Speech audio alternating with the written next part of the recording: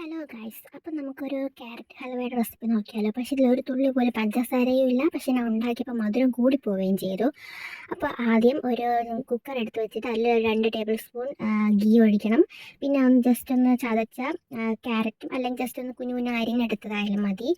ഇത് ഇട്ടിട്ട് ഇതൊന്ന് നല്ലോണം ഒന്ന് വഴറ്റിയെടുക്കണം. ഈ നെയ്യിലിട്ട് നല്ലതുപോലെ ഒന്ന് വഴറ്റിയതിന് ശേഷം ഇത് മുങ്ങി നിൽക്കുന്നത്ര പാലൊന്ന് ഒഴിക്കണം. ഒരു 2 ഗ്ലാസ്, ഒരു കപ്പിനാണ് 2 ഗ്ലാസ് പാലൊന്ന് ഒഴിച്ച് നല്ലോണം ഒന്ന് ഇളക്കിയിട്ട് നല്ലതുപോലെ ഒന്ന് ഇളക്കി യോജിപ്പിച്ചതിന് ശേഷം ആ കുക്കർ ഒന്ന് അടച്ചൊരു ഒരു 4-5 വിസിലൊന്ന് കേൾപ്പിക്കണം. ഒരു 5 വിസിൽ കേൾപ്പിച്ചാൽ മതി.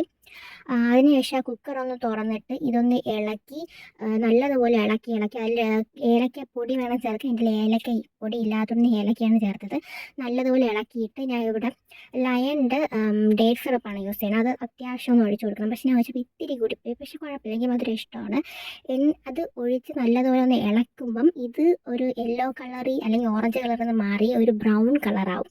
സാധാരണ യെല്ലോ കളറിലല്ലേ ഇരിക്കുന്നത്, ഇത് ബ്രൗൺ കളറായിട്ട് ഒരു പ്രത്യേക ഒരു കളറായിട്ട് മാറും. എന്നിട്ട് നമ്മളിതിൽ നല്ലതുപോലെ ഇളക്കി ആ പാല് ഫുള്ളങ്ങ് വറ്റിച്ചെടുക്കണം. ഇത് പാലില്ലാതെ നല്ലവണ്ണം വറ്റിച്ചെടുത്തിട്ട് അതിൽ കുറച്ച് കാഷ്നട്ടോ നട്ട്സ് എന്തെങ്കിലും ചേർത്ത് ഒന്നും കൂടെ ഇളക്കിയെടുത്താൽ നമ്മൾ ക്യാരറ്റ് ഹൽവ ഇവിടെ റെഡിയാണ്. വേറെ പ്രത്യേകിച്ചൊന്നും ചെയ്യണ്ട. 10 മിനിറ്റ് മതി ഇതുണ്ടാകും. 10 മിനിറ്റും വേണ്ട, വളരെ ഈസിയാണ്. എല്ലാവരും ഒന്ന് ട്രൈ ചെയ്ത് നോക്കണം. നല്ല ടേസ്റ്റാണ്. മധുരം കൂടിപ്പോയെങ്കിലും ഭയങ്കര ടേസ്റ്റായിരുന്നു ഗൈസ്. അപ്പോൾ താങ്ക് യു, ബൈ ബൈ.